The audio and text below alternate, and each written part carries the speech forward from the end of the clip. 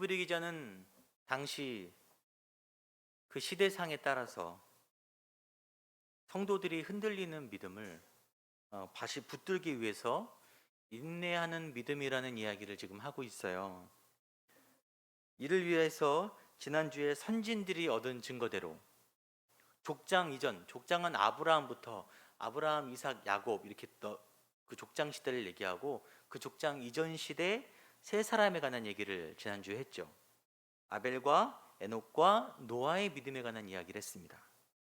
그리고 오늘 본문에는 아브라함에 관한 이야기를 하고 있어요. 우리가 믿음하면 믿음의 조상 아브라함을 빼놓을 수가 없지 않습니까? 8절에 믿음으로 아브라함은 부르심을 받았을 때 순종하였다라고 얘기합니다. 그럼 부르심이라는 거 소명이라고 얘기하잖아요. 아브라함은 하나님의 부르심에 소명에 순종하였다. 이렇게 끝나면 뭔가 좀 거리감이 느껴집니다. 여러분, 감동적인 영화에는 거의 들어간 요소가 있어요. 뭐냐면 주인공이 연약한 거예요. 아픈 과거가 있거나 아니면 힘든 역경들을 거쳐서 이뤄냈을 때 감동이 된 거지, 처음부터 잘난 주인공이 순풍에 돛단 듯 모든 일을 매끄럽게 처리해서 마지막에 잘 되면 뭐 거기 큰 감동이 있겠습니까? 아브라함은 부르심에 순종했다. 너희도 아브라함의 믿음을 본받아라. 이렇게 말하면 여러분, 당시 히브리 성도들의 모습이 어땠어요? 폭풍우 가운데 떠있는 작은 돛담배 같은 그 히브리 성도들의 마음이 얼마나 허망했겠어요. 누가 몰라서 안 하나? 환란을 겪는 그들에게는 별 힘이 되지 못했을 건데, 다행히 히브리 성도들, 지금 본문의 1차 대상자가 히브리 성도들이잖아요. 그리고 그 다음 대상자인 우리도 구약의 이야기를 잘 알고 있습니다. 특별히 아브라함에 대한 이야기를 잘 알고 있어요. 여러분, 신앙생활 좀 하신 분은 아시겠지만 구약에서 이야기하는 아브라함과 신약에서 이야기하는 아브라함은 좀 결이 달라요. 신약에서의 아브라함의 이야기는 결론적인 그의 믿음을 결론을 딱 얘기하는데, 구약은 그의 믿음이 자라는 과정을 상세하게 보여줍니다. 그래서 오늘 말씀을 통해서 구약 창세기를 함께 병행하여 보도록 하겠습니다. 아까 8절에 강조되는 두 가지 단어가 있는데 두 번 등장해요. 이게 오늘 본문에 계속 이어지는 테마 중에 하나입니다. 나아갈새, 나아갔으며. 이게 뭔 강조죠? 어디로 나아갔다는 거예요? 무엇을 위해서? 장래의 유업으로 받을 땅을 나아갈새 알 바를 몰랐다. 알지 못하고 나아갔다. 우리가 이 이야기를 많이 하잖아요. 우리가 이 이야기를 많이 할 때 아브라함이 무작정 하나님이 가라는 그 땅으로 어딘지도 모르는데 떠났다라고 해석을 해요. 그런데 조금 다르게 봐야 돼요. 정확하게 보면은 믿음은 그냥 목적지 없이 가는 것이냐. 창세기 12장 5절에 보면은 그가 걸은 행보에 대해서 이렇게 얘기하는데, 가나안 땅으로 가려고 떠나서 마침내 가나안 땅에 들어갔더라. 목적지와 도착이 일치하죠. 목적지가 없는 게 아니잖아요. 있는 거예요. 무작정 고향을 떠났다는 의미랑은 조금 다릅니다. 하나 여쭤볼게요. 목적지가 정확한 곳으로 가는 것과 목적지가 없이 가는 것 중에 뭐가 더 쉬울까요?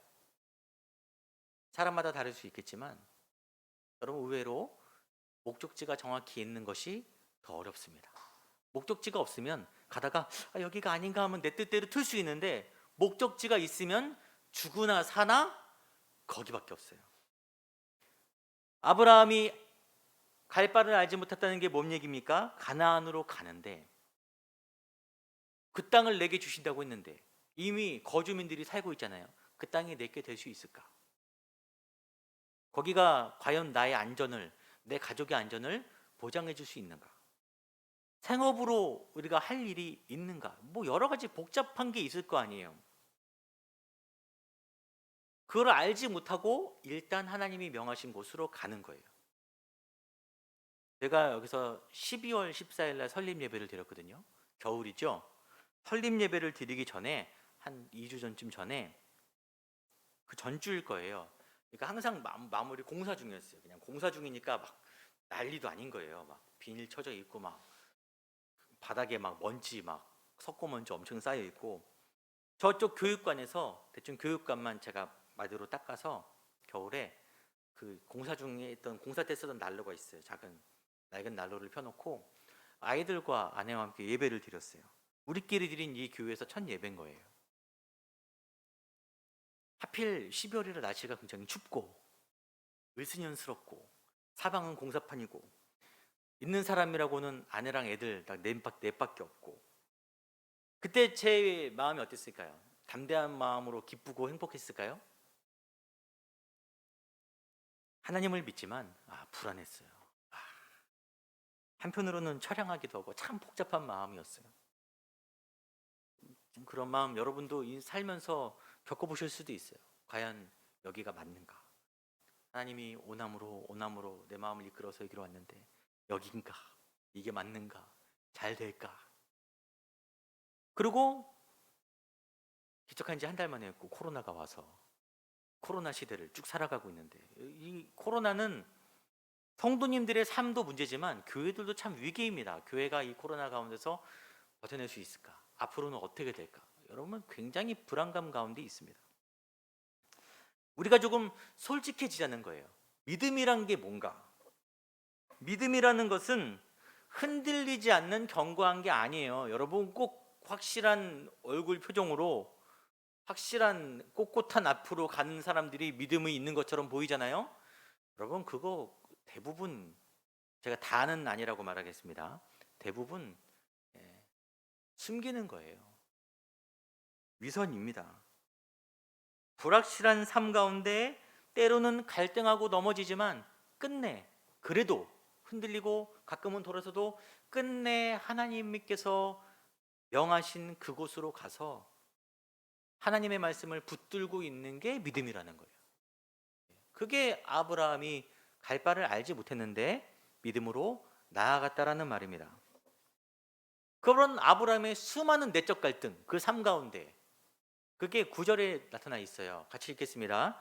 믿음으로 그가 이방의 땅에 있는 것 같이 약속의 땅에 거류하여 동일한 약속을 유업으로 함께 받은 이삭 및 야곱과 더불어 장막에 거하였으니. 여기도 아까처럼 동일한 패턴으로 반복되는 말이 있어요. 거류하였으니. 아브라함이 처음부터 끝까지 하나님이 말씀하신 약속의 땅에 거류하였다라고 얘기하죠. 사실입니까?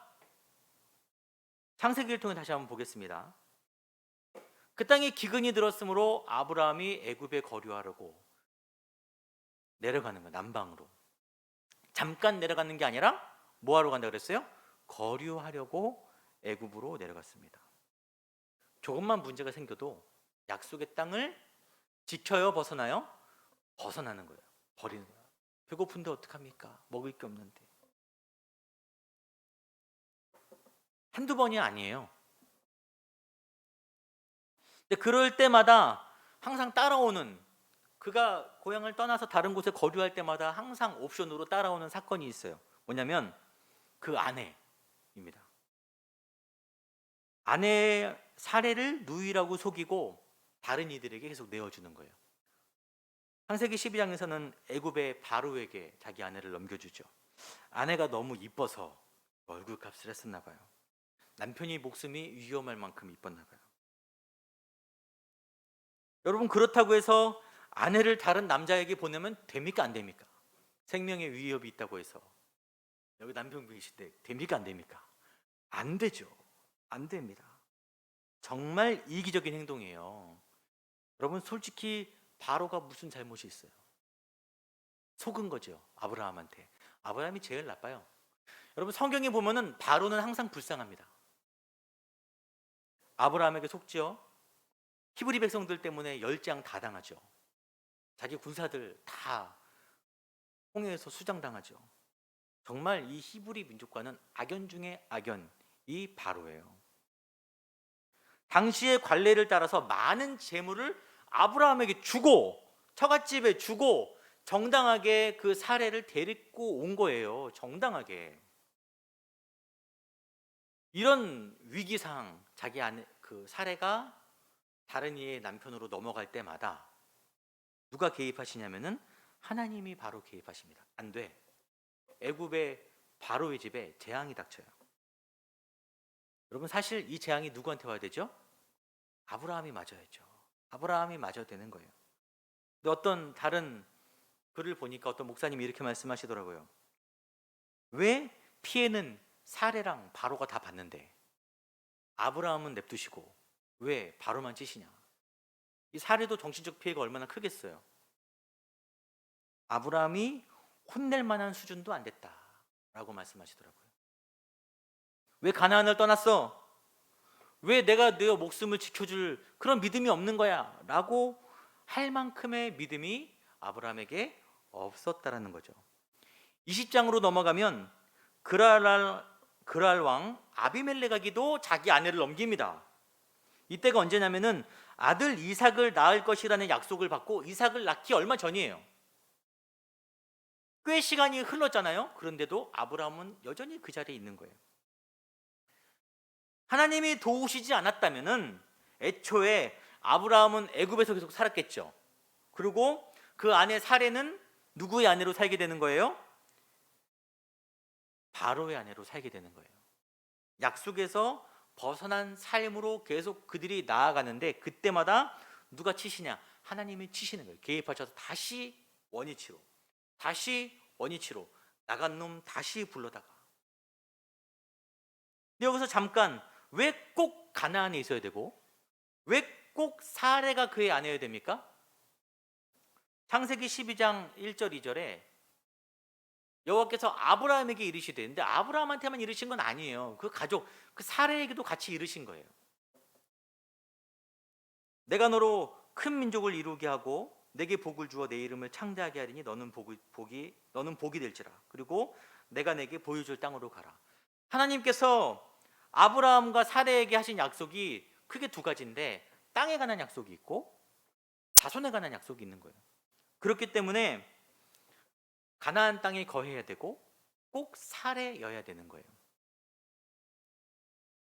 이것은 장차 언약 백성 이스라엘과 그 백성을 통해 유대 땅 베들레헴에 오실 메시아를 위해서 하나님이 그의 삶을, 그의 가족을 붙들어 주고 있는 것입니다. 아브라함뿐만이 아니라 지금의 우리까지를 위해서. 거류하였으니 이렇게 좋게 얘기하지만 그는 자력으로 약속을 붙들고 산 게 아니라 요즘 젊은이들 말로 멱살 캐리라 그래요. 멱살을 잡고 끌고 간다. 캐리한다. 벗어나는 아브라함의 멱살을 잡고 다시 가나안으로 끌고 가시는 거예요. 너 계속 어디 가니? 정신 차려라. 여러분, 우리의 믿음이 좀 나아서 성장했기 때문에 여기까지 온 게 아니라는 거죠. 절대.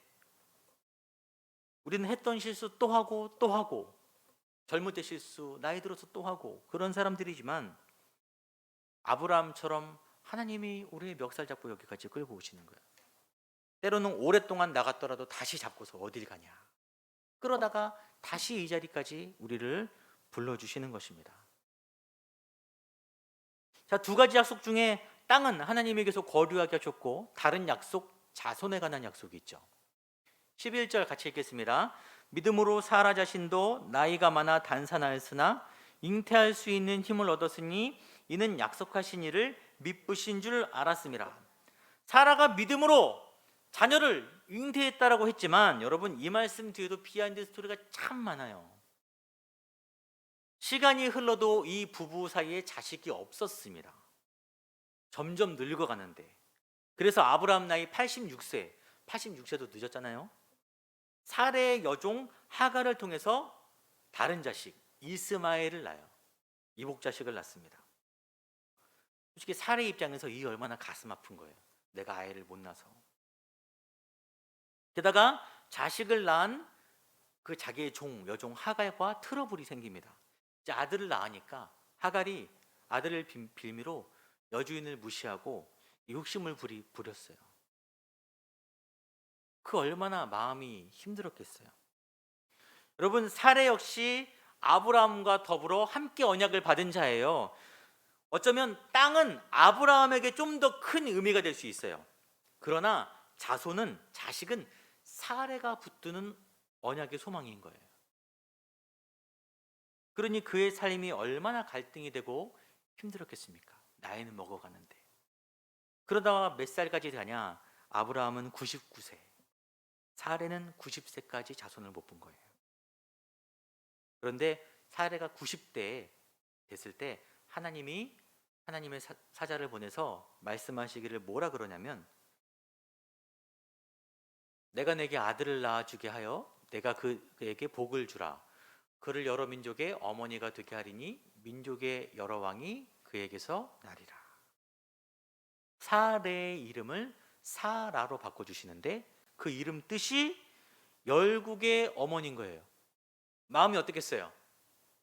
불난 집에 부채질하는 것도 아니고 애를 90세까지 못 낳는데 이름은 열국의 어머니. 참 그 이름을 부르기도 듣기도 얼마나 민망하겠습니까? 여기서 좀 재밌는 게, 본래 이름인 사레는 왕비라는 뜻이에요. 왕비. 원래 이름대로라면은 그의 삶은 바로의 아내가 더 어울립니다. 바로의 아내가.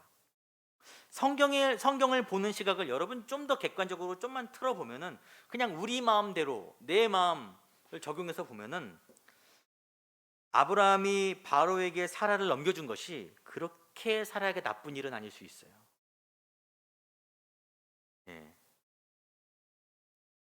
그녀는 사례로서 아브라함의 아내보다는 왕비의 삶이 후궁이라 할지라도 훨씬 더 행복했을 거예요.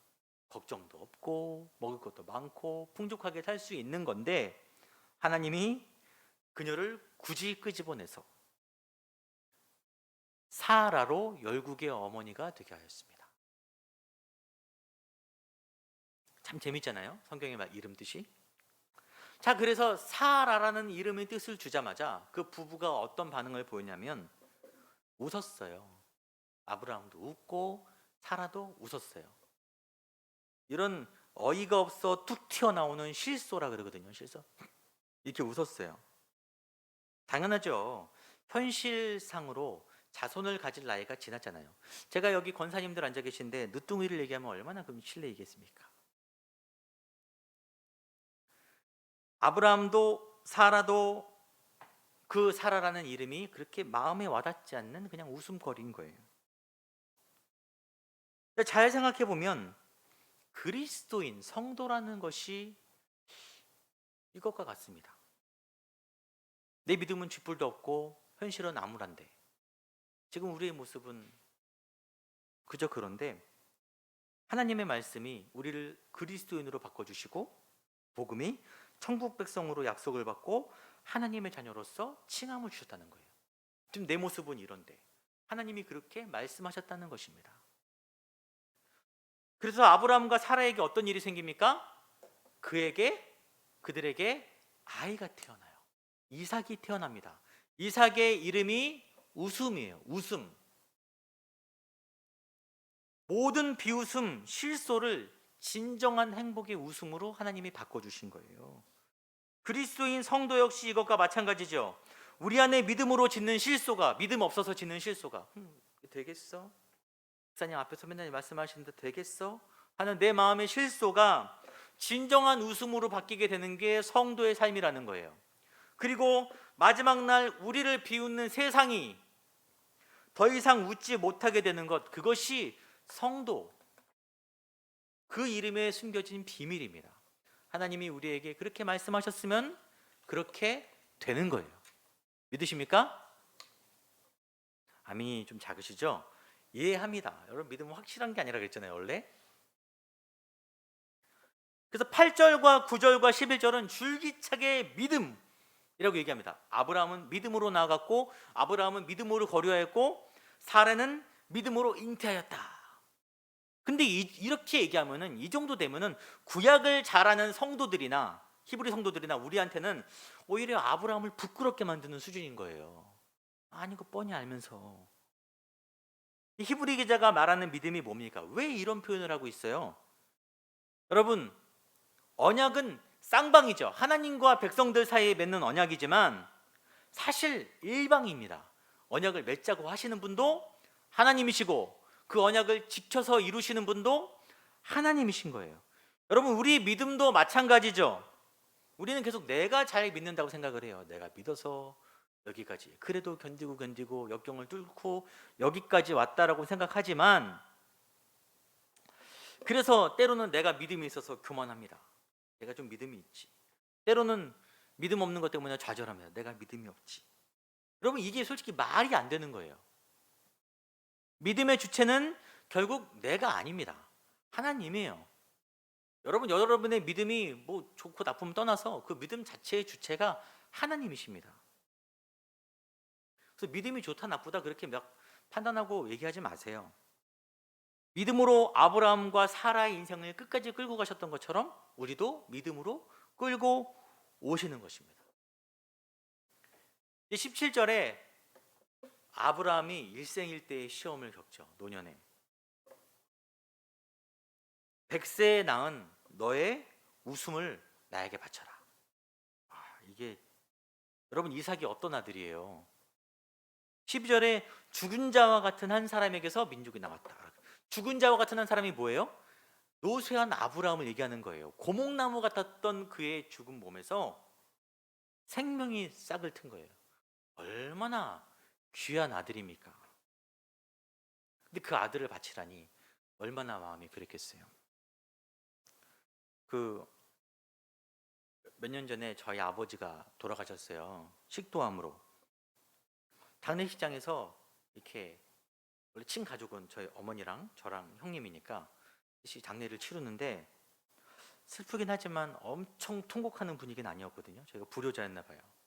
그래도 고생했다, 다 뭐 이런 분위기인데, 옆호실에서, 그래서 이렇게까지 안 울어도 되나 싶은데 갑자기 옆호실에서 호랑이 우는 소리가, 저는 엄청난 소리가, 호랑이가 막 울부짖는 소리가 들리는 거예요.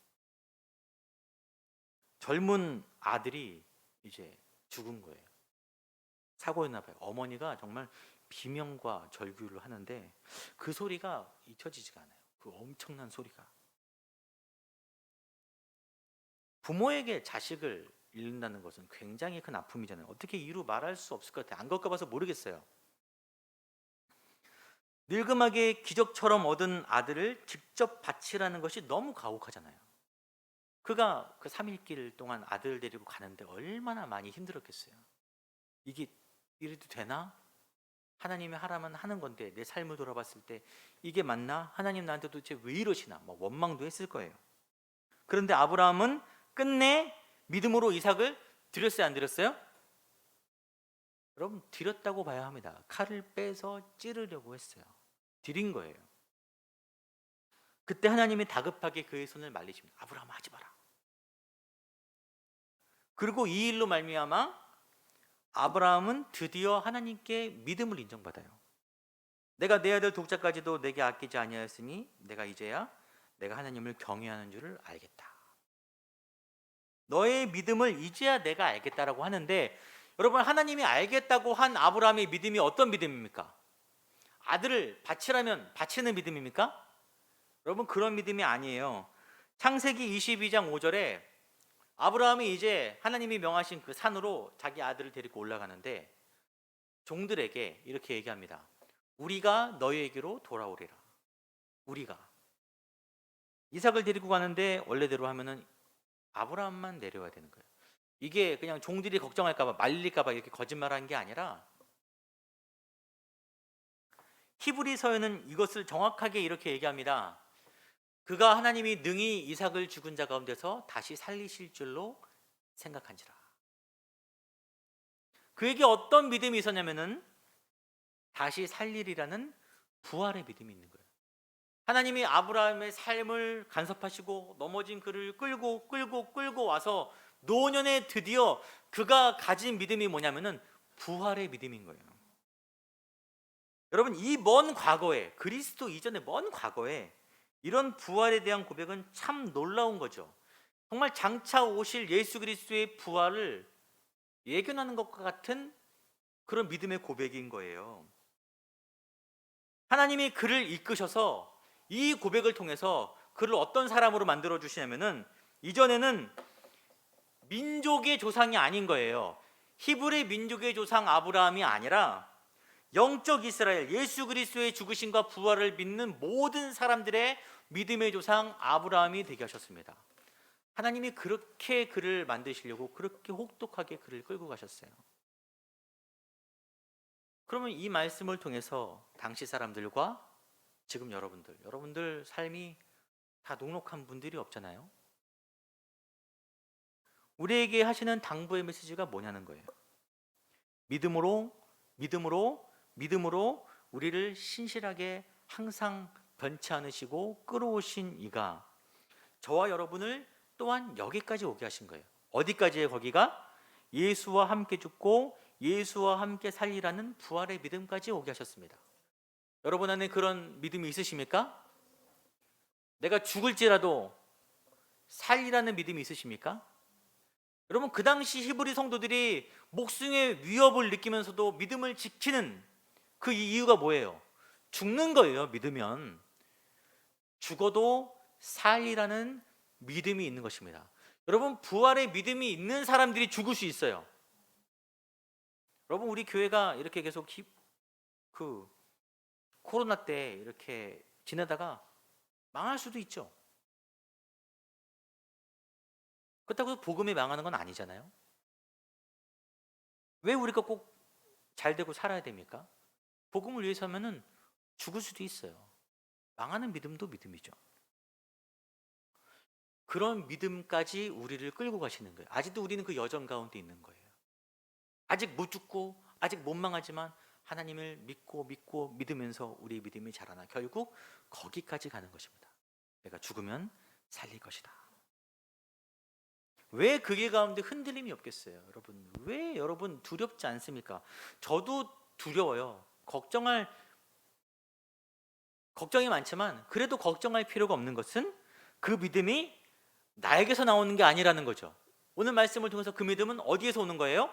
하나님께로부터 오는 거예요.